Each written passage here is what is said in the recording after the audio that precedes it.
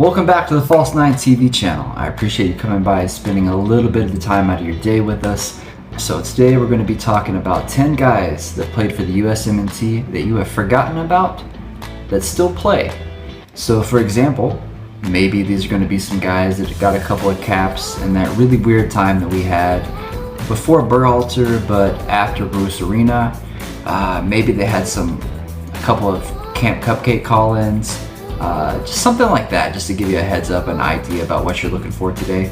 And these are in no particular order, so number 10 is not any more of a chance of forgotten about than number 1. So these are just 10 guys in no particular order. But before we get into today's video, I do want to say we've got a live show every Sunday coming up, so make sure you subscribe so you don't miss any of the shows, and we are going to be talking about English football for at least 30 minutes every Sunday, so make sure you stick around for that.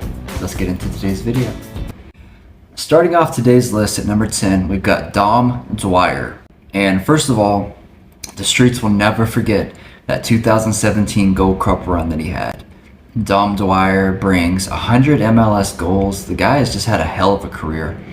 Not to mention he made a lot of guys like me envious when he married and had kids with Sydney Leroux, but that's for another day. But you're probably thinking, hey, I haven't heard that name in years. Are you sure he's still playing? Well, yeah, he actually is still playing.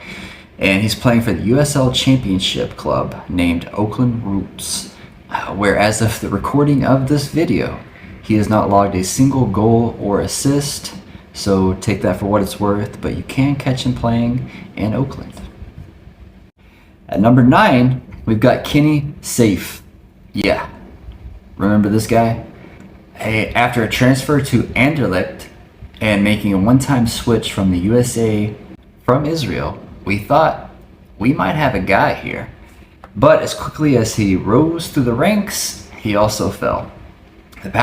He's had 5 teams in the past 5 years, including stops in MLS, Israel, Poland, Azerbaijan, and now back to Israel, where he currently is playing for my favorite team, one of my favorite teams, Maccabi Haifa. Keeping it moving to number 8, we've got Andrea Novakovich. He got his cup of coffee for the USMNT in 2018 after some very respectable numbers in the Eredivisie. However, he's been struggling to find his footing in Italy's Serie B.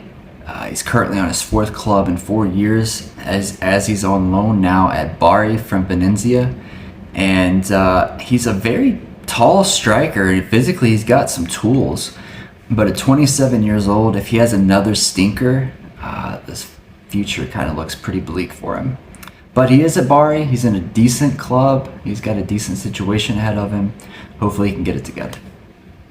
At number 7, we've got probably the most recent guy on the list, which is Sonora.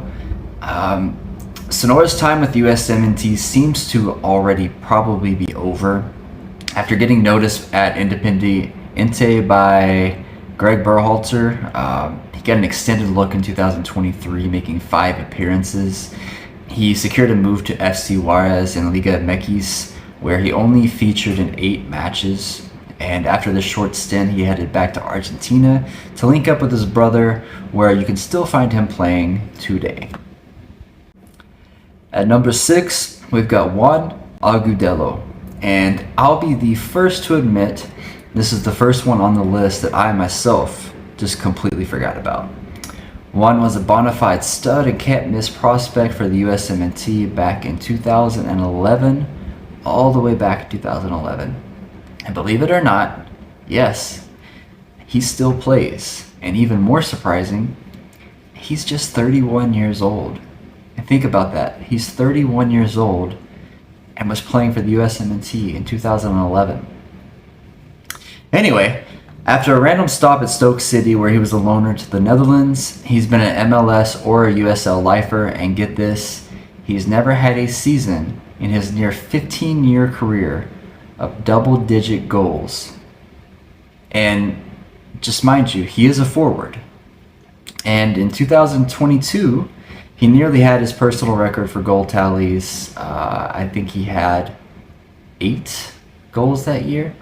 You can currently find him in the USL at San Antonio FC. Although I cannot find his stats this year, I have no idea how well he's doing or how much he's actually playing, but he is playing in San Antonio. At number 5, we've got a goalkeeper sighting, Bill Hamid. And what a fall he had. From being the next in line of USMNT keepers to take over for Tim Howard, he had a failed stint in Europe and a weird Sierra Leone incident, which you just have to Google that on your own to look up how that was.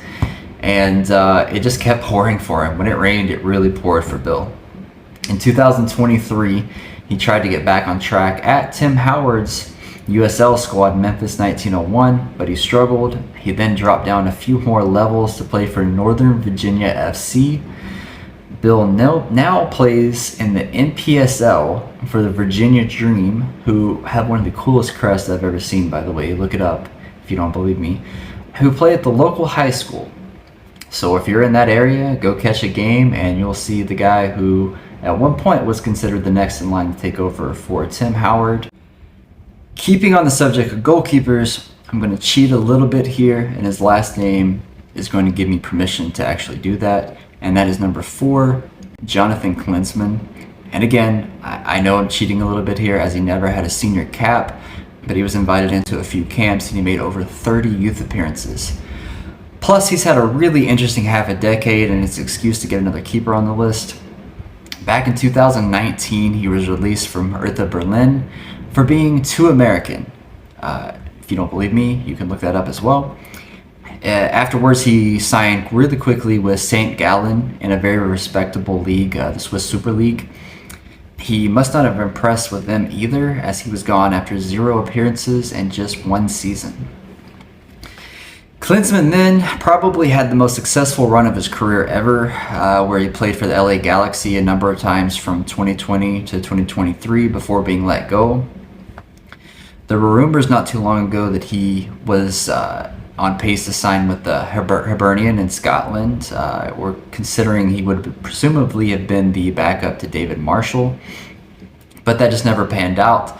And he now plays for a club called Cesena, I'm not sure if I'm saying that right, who at the time of his signing were in Serie C, and they most recently just got promoted to Serie B.